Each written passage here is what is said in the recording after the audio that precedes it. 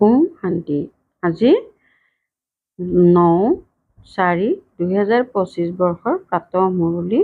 ওম শান্তি। বাপ-দাদা মধুবন। আজি বাবাই কৈছে, মৰমৰ সন্তানসকল, প্ৰত্যেকৰে নাড়ীৰ স্পন্দন অৰ্থাৎ মনোস্থিতি লক্ষ্য কৰি ওলফৰ অৰ্থাৎ পিতাৰ প্ৰতি তেওঁৰ নিশ্চয়তা জগাই তোলা, তাৰ পাছত আগবাঢ়া। ওলফৰ প্ৰতি নিশ্চয়তা অবিহনে জ্ঞান দিয়া মানে সময় নষ্ট কৰা। প্ৰশ্ন: কোনটো এটা মুখ্য পুৰুষাৰ্থই জলপানী লোৱাৰ অধিকাৰী কৰি দিয়ে? উত্তৰ: অন্তৰ্মুখী হোৱাৰ। তোমালোক বহুত অন্তৰ্মুখী হৈ থাকিব লাগে। পিতাটো হৈছে কল্যাণকাৰী, কল্যাণৰ কাৰণেই ৰায় দিয়ে। যিসকল অন্তৰ্মুখী যোগী সন্তান, তেওঁলোক কেতিয়াও দেহ অভিমানত আহি বিতুষ্ট নহয় বা কাজিয়া নকৰে। তেওঁলোকৰ চলন বহুত মাৰ্জিত আৰু অসাধাৰণ হয়। বহুত কমকৈ কথা কয়। যজ্ঞ সেৱাৰ প্ৰতি ৰুচি ৰাখে। তেওঁলোকে অতিপাত জ্ঞানৰ কথা কৈ নাথাকে, স্মৃতিত থাকি সেৱা কৰে। ওম শান্তি। প্ৰায়ে দেখা যায় প্ৰদৰ্শনী সেৱাৰ খবৰো আহে। এইটো দেখা যায় যে পিতাৰ পৰিচয়ৰ যিটো মূল কথা, সেইটো কথাত সম্পূৰ্ণ নিশ্চয় জন্মাব নোৱাৰিলে বাকী যি কিছু বুজাই থকা হয়, সেয়া কাৰোবাৰ বুদ্ধিত ধাৰণ হোৱা কঠিন। যদিও ভাল ভাল বুলি কয়, কিন্তু পিতাৰ পৰিচয় নাই। প্ৰথমতেতো পিতাৰ পৰিচয় পাব লাগে। পিতাৰ মহাবাক্য হৈছে মোক স্মৰণ কৰা। ময়েই পতিত পাৱন হওঁ। মোক স্মৰণ কৰিলে তোমালোক পতিতৰ পৰা পাৱন হৈ যাবা। এইটো হৈছে মুখ্য কথা। ভগৱান এজন, তেওঁৱেই পতিত পাৱন হয়। জ্ঞানৰ সাগৰ, সুখৰ সাগৰ, তেওঁৱেই আটাইতকৈ উচ্চ।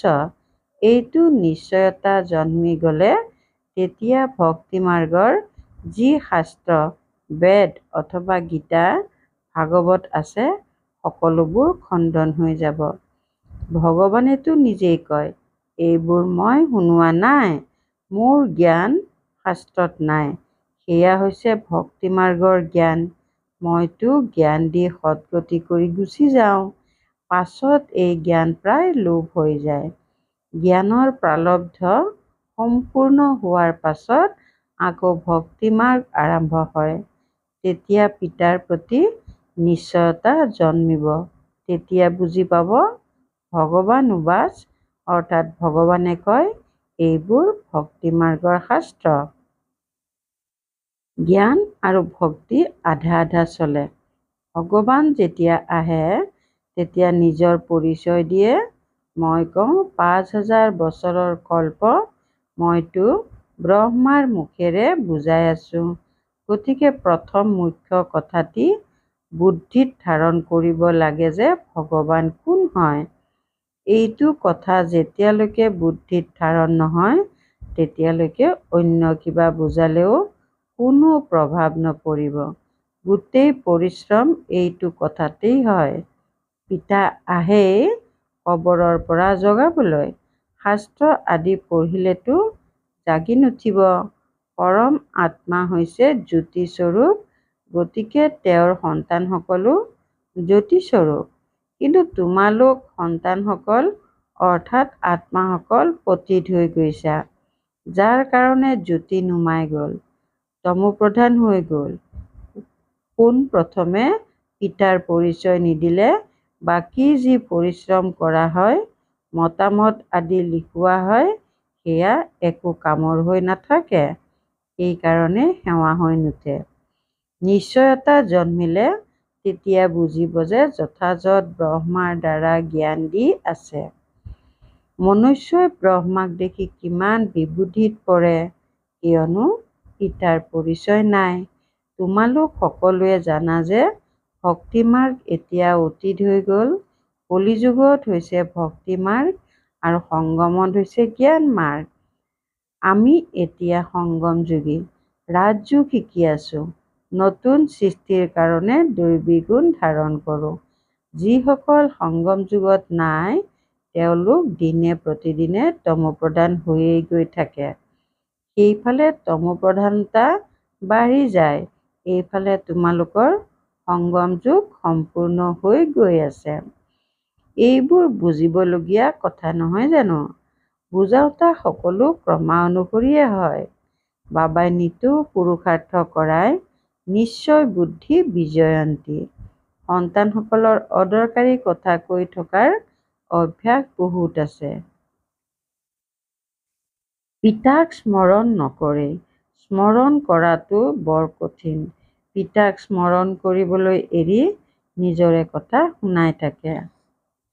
পিতাৰ প্ৰতি নিশ্চয়তা নজন্মালৈকে অন্য চিত্ৰৰ ফালে আগবাঢ়িবই নালাগে। নিশ্চয়তা নাথাকিলে একোৱেই নুবুজিব। ওলফৰ অৰ্থাৎ পিতাৰ প্ৰতি নিশ্চয়তা অবিহনে বাকী বে অৰ্থাৎ বাদশ্বাহী বা অন্য কথাৰ ফালে যোৱা মানে সময় নষ্ট কৰা। কাৰো নাড়ীৰ স্পন্দন অৰ্থাৎ মানসিক স্থিতি নাজানে উদ্ঘাটন কৰিবলৈ অহা সকলকো প্ৰথমে পিতাৰ পৰিচয় দিব লাগে। এওঁ হৈছে সকলোতকৈ উচ্চ পিতা, জ্ঞানৰ সাগৰ। পিতাই এই জ্ঞান এতিয়াহে দিয়ে। সত্যযুগত এই জ্ঞানৰ দৰকাৰেই নাথাকে। পাছত ভক্তি আৰম্ভ হয়। পিতাই কয়, যেতিয়া দুৰ্গতি অৰ্থাৎ মোৰ নিন্দা পূৰা হোৱাৰ সময় হয় তেতিয়া মই আহোঁ। আধা কল্প তোমালোকে নিন্দা কৰিবই লাগে। যাৰেই পূজা কৰে তেওঁলোকৰ বৃত্তিৰ বিষয়ে নাজানে। তোমালোক সন্তানসকলে বহি বুজোৱা, কিন্তু নিজেই বাবাৰ লগত যোগযুক্ত হৈ নাথাকিলে তেন্তে আনক কি বুজাব পাৰিবা? যদিও শিৱ বাবা বুলি কয়, কিন্তু যোগযুক্ত হৈ একেবাৰেই নাথাকে। সেয়েহে বিকৰ্ম বিনাশ নহয়, ধাৰণা নহয়। মুখ্য কথা হৈছে এজন পিতাক স্মৰণ কৰা। যিসকল সন্তান জ্ঞানীৰ লগতে যোগী নহয়, তেওঁলোকৰ দেহ অভিমানৰ অংশ নিশ্চয় থাকিব। যোগযুক্ত স্থিতি অবিহনে বুজোৱাটো কোনো কামৰ নহয়। আকৌ দেহ অভিমানত আহি কাৰোবাক নহয় কাৰোবাক অশান্ত কৰি থাকিব। সন্তানসকলে ভাষণ ভালকৈ দিলে তেতিয়া ভাবে মই জ্ঞানী আত্মা। পিতাই কয়, জ্ঞানী আত্মাটো হোৱা, কিন্তু যোগ কম। যোগৰ পুৰুষাৰ্থ বহুত কম। পিতাই কিমান বুজায়? খতিয়ানৰ তালিকা ৰাখা। মুখ্য হয়েই যোগৰ কথা। সন্তানসকলৰ জ্ঞান বুজোৱাৰ চখটো আছে, কিন্তু যোগ নাই। সেয়েহে যোগ অবিহনে বিকৰ্ম বিনাশ নহ'ব। তেতিয়া কি পদ পাবা? যোগততো বহুত সন্তান অকৃতকাৰ্য হয়। এনেকৈ ভাবি লয় যে মই 100% যোগযুক্ত হওঁ, কিন্তু বাবাই কয় 2%হে। বাবাই অৰ্থাৎ ব্ৰহ্মা বাবাই নিজেই কয়, ভোজন খোৱাৰ সময়ত স্মৃতিত থাকোঁ, আকৌ পাহৰি যাওঁ। স্নান কৰোঁতেও বাবাক স্মৰণ কৰোঁ। যদিও তেওঁৰ সন্তান, তথাপি স্মৃতি পাহৰি যাওঁ। তোমালোকে ভাবা যে এওঁ অৰ্থাৎ ব্ৰহ্মা বাবা 1 নম্বৰত যাব। নিশ্চয় জ্ঞান আৰু যোগ ঠিক হ'ব। তথাপি বাবাই কয়, যোগত বহুত পৰিশ্ৰম কৰিবলগীয়া হয়। চেষ্টা কৰি চোৱা, তাৰ পাছত অনুভৱ শুনাবা। ধৰি লোৱা দৰ্জীয়ে কাপোৰ চিলাই কৰে, তেতিয়া লক্ষ্য কৰিব লাগে যে বাবাৰ স্মৃতিত থাকোঁনে অতি মৰমৰ প্ৰেমিক। তেওঁক যিমান স্মৰণ কৰিবা তেতিয়া আমাৰ বিকৰ্ম বিনাশ হ'ব। আমি শতপ্ৰধান হৈ যাম। নিজক চাব লাগে যে মই কিমান সময় স্মৃতিত থাকোঁ। বাবাক ফলাফল শুনাব লাগে। স্মৃতিত থাকিলেহে কল্যাণ হ'ব, বাকী বেছিকৈ বুজাই থাকিলে কল্যাণ নহয়। একোৱেই বুজি নাপায়। ওলফ অবিহনে কাম কেনেকৈ চলিব? এক ওলফক চিনি নাপালে বাকীটো সকলো বিন্দু অৰ্থাৎ শূন্য। বিন্দুৱেই হৈ যায়। ওলফৰ লগত বিন্দু দিলে লাভ হয়। যোগযুক্ত হৈ নাথাকিলে গোটেই দিন সময় নষ্ট কৰি থাকে। পিতাৰটো দৈয়ে উপজে, এওঁ কি পদ পাব। ভাগ্যত নাথাকিলে তেন্তে পিতাইও কি কৰিব। পিতাইটো বাৰে বাৰে বুজাই থাকে, দৈবিগুণ ভালকৈ ধাৰণ কৰা, পিতাৰ স্মৃতিত থাকা। স্মৃতিত থকাটো অত্যন্ত জৰুৰী। স্মৃতিৰে মৰম জাগি উঠিব, তেতিয়াহে শ্ৰীমতত চলিব পাৰিবা। প্ৰজাটো অনেক হ'ব। তোমালোক ইয়ালৈ আহিছাই এই লক্ষ্মীনাৰায়ণ হ'বলৈ। এই ক্ষেত্ৰত পৰিশ্ৰম আছে। যদিও স্বৰ্গলৈ যাব, কিন্তু শাস্তি খাই শেষৰ ফালে আহি সম্পদ পাব। বাবাইতো সকলো সন্তানক জানে নহয়। যিসকল সন্তান যুগত অপৰিপক্ক, সেইসকল দেহ অভিমানত আহি বিতুষ্ট হৈ থাকিব আৰু কাজিয়া পেচাল কৰি থাকিব। যিসকল পৰিপক্ক যোগী, তেওঁলোকৰ চলন বহুত মাৰ্জিত, অসাধাৰণ হ'ব। বহুত কমকৈ কথা ক'ব। যজ্ঞ সেৱাতো ৰুচি থাকিব। যজ্ঞ সেৱাত অস্থিৰ অৰ্থাৎ সৰ্বস্ব উজাৰি দিবলৈও প্ৰস্তুত। এনেকুৱা কোনোবা আছেও। কিন্তু বাবাই কয়, স্মৃতিত বেছিকৈ থাকিলেহে পিতাৰ প্ৰতি মৰম জাগি উঠিব আৰু আনন্দিত হৈ থাকিবা। পিতাই কয়, মই ভাৰতখণ্ডতেই আহোঁ। মই আহি ভাৰতকে উচ্চ কৰি তোলোঁ। সত্য যুগত তোমালোক বিশ্বৰ মালিক আছিলা, সৎগতি আছিলা, আকৌ দুৰ্গতি কোনে কৰিলে? অৰ্থাৎ ৰাৱণে। কেতিয়াৰ পৰা আৰম্ভ হ'ল? দ্বাপৰৰ পৰা। আধাকল্পৰ কাৰণে সদ্গতি 1 ছেকেণ্ডত পোৱা। 21 জন্মৰ উত্তৰাধিকাৰ প্ৰাপ্ত কৰি লোৱা। গতিকে যেতিয়া কোনো গণ্যমান্য ব্যক্তি আহে, তেতিয়া পোনপ্ৰথমে তেওঁক পিতাৰ পৰিচয় দিবা। পিতাই কয়, সন্তানসকল, এই জ্ঞানেৰেই তোমালোকৰ সদ্গতি হ'ব। তোমালোক সন্তানসকলে জানা যে ছেকেণ্ডৰ পাছত ছেকেণ্ড এই ড্ৰামা চলি আছে। এইটো কথা বুদ্ধিত থাকিলেও তোমালোক ভালকৈ স্থিৰ হৈ থাকিবা। ইয়াত বহি থাকিলেও বুদ্ধিত এইটো থাকিব লাগে যে সৃষ্টি চক্ৰ ওকণিৰ দৰে, অৰ্থাৎ স্থিৰ গতিৰে কেনেকৈ ঘূৰি থাকে। ছেকেণ্ডৰ পাছত ছেকেণ্ড টিক টিককৈ সময় গৈ থাকে। ড্ৰামা অনুসৰিয়ে গোটেই ভূমিকা পালন কৰি থকা হৈছে। 1 ছেকেণ্ড পাৰ হ'ল আৰু শেষ। টাকুৰি পেচ খাই গৈ থাকে। বহুত লাহে লাহে ঘূৰি থাকে। এইখন হৈছে বৃহদৰ ড্ৰামা। বৃদ্ধি আদি যি আছে, তেওঁলোকৰ বুদ্ধিত এই কথাবোৰ ধাৰণ হ'ব নোৱাৰে। জ্ঞানো ধাৰণ হ'ব নোৱাৰে। যোগো নাই, তথাপিও সন্তানটো হয়। অৱশ্যে হয়, সেৱা কৰাসকলৰ পদ উচ্চ, বাকীসকলৰ পদ কম হ'ব। এইটো ভালকৈ খেয়ালত ৰাখিবা। এইখন বৃহদৰ ড্ৰামা। চক্ৰ ঘূৰি থাকে। যেনেকৈ ৰেকৰ্ড ঘূৰি থাকে নহয়, আমাৰ আত্মাটো এনেকৈ ৰেকৰ্ড ভৰি আছে। সূক্ষ্ম আত্মাত ইমান ভূমিকা ভৰি আছে, ইয়াকেই প্ৰকৃতি বুলি কোৱা হয়। দেখিবলৈতো একোৱেই পোৱা নাযায়। এয়া বোধ শক্তিৰ কথা। ভোদা বুদ্ধিৰ সকলে বুজিব নোৱাৰে। ইয়াত মই যি কৈ গৈ থাকোঁ, সময় অতিবাহিত হৈ গৈ থাকে। আকৌ 5000 বছৰ পাছত পুনৰাবৃত্তি হ'ব। এনেকুৱা বোধ শক্তি কাৰোৱেই নাই। যিসকল মহাৰথী হ'ব, তেওঁলোকে বাৰে বাৰে এই কথাবোৰৰ প্ৰতি ধ্যান দি বুজাই থাকিব।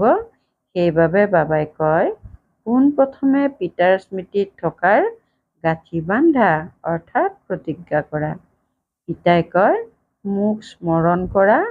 আত্মা এতিয়া ঘৰলৈ যাব লাগে। দেহৰ সকলো সম্বন্ধ এৰি দিব লাগে। যিমান সম্ভৱ পিতাক স্মৰণ কৰি থাকা। এইটো পুৰুষাৰ্থ হৈছে গুপ্ত। বাবাই ৰায় দিয়ে, পৰিচয়ো পিতাৰেই দিয়া। স্মৃতিত কমকৈ থাকে, সেয়েহে পৰিচয়ো কমকৈ দিয়ে। প্ৰথমতেতো পিতাৰ পৰিচয় বুদ্ধিত ধাৰণ হ'ব লাগে। কোৱা এতিয়া লিখা যে যথাযথ তেওঁ আমাৰ পিতা হয়। দেহ সহিত সকলো এৰি এজন পিতাক স্মৰণ কৰিব লাগে। স্মৃতিৰ দ্বাৰাই তোমালোক তমোপ্ৰধানৰ পৰা সতোপ্ৰধান হবাগৈ। মুক্তিধাম জীৱন মুক্তিধামতো দুখ যন্ত্ৰণা নাথাকেই। দিনে প্ৰতিদিনে ভাল ভাল কথা বুজোৱা হয়। পৰস্পৰ এই কথাবোৰেই চৰ্চা কৰিবা। যোগ্যও হ'ব লাগে নহয়। ব্ৰাহ্মণ হৈ যদি পিতাৰ আত্মিক সেৱা নকৰা তেন্তে কি কামৰ? পঢ়া পাঠ ভালকৈ ধাৰণ কৰা উচিত। বাবাই জানে বহুত আছে যাৰ এটা আখৰো ধাৰণ নহয়। যথাৰ্থ ৰীতিৰে পিতাক স্মৰণ নকৰে। ৰজা ৰাণীৰ পদ পাবলৈ পৰিশ্ৰম কৰিবলগীয়া হয়। যিসকলে পৰিশ্ৰম কৰিব তেওঁলোকে উচ্চ পদ পাব। পৰিশ্ৰম কৰিলেহে ৰাজত্ব কৰিব পাৰিব। ১ নম্বৰৰ জনেহে জলপানী পায়। এই লক্ষ্মীনাৰায়ণে জলপানী লৈছে। তাৰ পাছত ক্ৰমানুসৰি হয়। বহুত ডাঙৰ পৰীক্ষা হয় নহয় জানো? জলপানী পোৱা সকলৰে মালা তৈয়াৰ কৰি থোৱা আছে। ৮ ৰত্ন আছে নহয়। প্ৰথমে ৮, তাৰ পাছত ১০০, তাৰ পাছত ১৬,০০০। গতিকে মালাৰ গাঁথনিত আহিবলৈ কিমান পুৰুষাৰ্থ কৰিব লাগে। অন্তৰ্মুখী হোৱাৰ পুৰুষাৰ্থ কৰিলে জলপানী লোৱাৰ অধিকাৰী হৈ যাবাগৈ। তোমালোক বহুত অন্তৰ্মুখী হৈ থাকিব লাগে। পিতাটো হৈছে কল্যাণকাৰী। গতিকে কল্যাণৰ বাবেই ৰায় দিয়ে। কল্যাণটো গোটেই সৃষ্টিৰেই হ'ব, কিন্তু ক্ৰমানুসৰি হয়। তোমালোক ইয়ালৈ পিতাৰ ওচৰত পঢ়িবলৈ আহিছা। তোমালোকৰ ভিতৰতো সেইসকল বিদ্যাৰ্থী ভাল যিসকলে পঢ়াৰ প্ৰতি মনোযোগ দিয়ে। কোনোৱেতো একেবাৰেই মনোযোগ নিদিয়ে। এনেকৈ বহুতে বুজি লয় যে ভাগ্যত যি আছে হ'ব। পঢ়াৰ কোনো লক্ষ্যই নাই। সেয়েহে সন্তানসকলে স্মৃতিত থকাৰ খতিয়ান ৰাখিব লাগে। এতিয়া আমি ঘৰলৈ উভতি যাব লাগে। জ্ঞানটো ইয়াতেই এৰি যাম। জ্ঞানৰ ভূমিকা সম্পূৰ্ণ হৈ যায়। আত্মা ইমান সূক্ষ্ম, তাত কিমান ভূমিকা নিহিত হৈ আছে। আচৰিত নহয়নে? এই গোটেইখন অবিনাশী ড্ৰামা। এনেকৈও তোমালোক অন্তৰ্মুখী হৈ নিজৰ লগত কথা পাতি থাকিবা। তেতিয়া তোমালোক বহুত আনন্দিত হ'বা যে পিতা আহি এনেকুৱা কথা শুনায় যে আত্মাৰ কেতিয়াও বিনাশ নহ'ব। ড্ৰামাত এজন এজন মনুষ্যৰ এটা এটা বস্তুৰ ভূমিকা নিৰ্ধাৰিত হৈ আছে। ইয়াক অন্তহীন বুলিও কোৱা নহ'ব। অন্তটো পাইছে, কিন্তু এইখন হৈছে অনাদি। কিমান বস্তু আছে। ইয়াক প্ৰকৃতি বুলি কোৱা হয়। ঈশ্বৰৰ প্ৰকৃতি বুলিও ক'ব নোৱাৰি। তেওঁ অৰ্থাৎ বাবাই কয় ইয়াত মোৰো ভূমিকা আছে। ভাল বাৰু। অতি মৰমৰ কল্পৰ পাছত পুনৰাই মিলিত হোৱা সন্তানসকলৰ প্ৰতি মাতা পিতা বাপ দাদাৰ স্নেহপূৰ্ণ স্মৰণ আৰু সুপ্ৰভাত। আত্মিক পিতাৰ আত্মিক সন্তানসকলৰ প্ৰতি নমস্কাৰ। ধাৰণাৰ বাবে মুখ্য সাৰ ১ নম্বৰ। যুগত বহুত পৰিশ্ৰম কৰিবলগীয়া হয়। চেষ্টা কৰি চাব লাগে যে কৰ্মত কিমান সময় পিতাৰ স্মৃতি থাকে। স্মৃতিত থাকিলেহে কল্যাণ হয়। মৰমৰ প্ৰিয়তমক অতি মৰমেৰে স্মৰণ কৰিব লাগে। স্মৃতিত থকাৰ খতিয়ানৰ তালিকা ৰাখিব লাগে। ২ নম্বৰ। সূক্ষ্ম বুদ্ধিৰে এই ড্ৰামাৰ ৰহস্যক বুজিব লাগে। এইখন বহুত কল্যাণকাৰী ড্ৰামা। আমি যি কওঁ বা কৰোঁ সেয়া আকৌ ৫,০০০ বছৰ পাছত পুনৰাবৃত্তি হ'ব। এইটো যথাৰ্থ ৰীতিৰে বুজি আনন্দিত হৈ থাকিব লাগে। বৰদান: নিজৰ শ্ৰেষ্ঠ জীৱনৰ দ্বাৰা পৰমাত্মা জ্ঞানৰ প্ৰত্যক্ষ প্ৰমাণ দিওঁতা মায়া প্ৰতিৰোধী হোৱা। নিজৰ শ্ৰেষ্ঠ জীৱনৰ দ্বাৰা পৰমাত্মা জ্ঞানৰ প্ৰত্যক্ষ প্ৰমাণ দিওঁতা মায়া প্ৰতিৰোধী হোৱা। নিজক পৰমাত্মা জ্ঞানৰ প্ৰত্যক্ষ প্ৰমাণ বা প্ৰুফ বুলি বুজিলে মায়া প্ৰুফ অৰ্থাৎ প্ৰতিৰোধী হৈ যাবা। প্ৰত্যক্ষ প্ৰমাণ হৈছে তোমালোকৰ শ্ৰেষ্ঠ পবিত্ৰ জীৱন। সকলোতকৈ ডাঙৰ অসম্ভৱৰ পৰা সম্ভৱ হোৱাৰ কথাটি হৈছে প্ৰবৃত্তিত থাকিও পৰবৃত্তিত থকা। দেহ আৰু দেহৰ জগতৰ সম্বন্ধবোৰৰ পৰা ঊৰ্ধত থকা।